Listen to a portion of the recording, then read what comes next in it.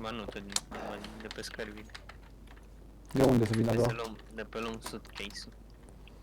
Și fugi. Bă, vin! Hai, fra, intră! Bine, trebuie să trebuie să iei să fugi. Cred că a Trebuie luat-o. să iei să fugi. Bă, da, trebuie să iei să fugi. Păi cine a luat-o? Bagă. O luat-o careva. Fugiți, bă!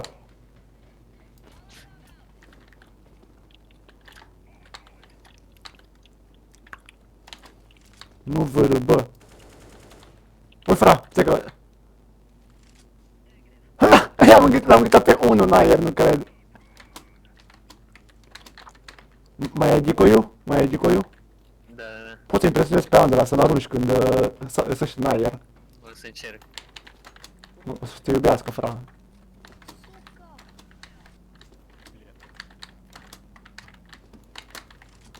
Fii aici, gata? Acum!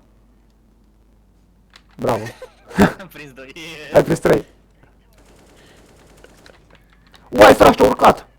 Și uite că eu trăgeam după ei. Salut. Fucking simp! Bă, fra, e un zombie flow, poți să-i dai ceva? Ce dracu îi dau? Nu știu, fra, e primul zombie. Cred că îți dau o granadă. Ua, ce primul zombie că era în fața ta, unul, ești nebun? Păi da! Gata, i-am scăpat. Și eu am scăpat. Dacă muream din A căzut!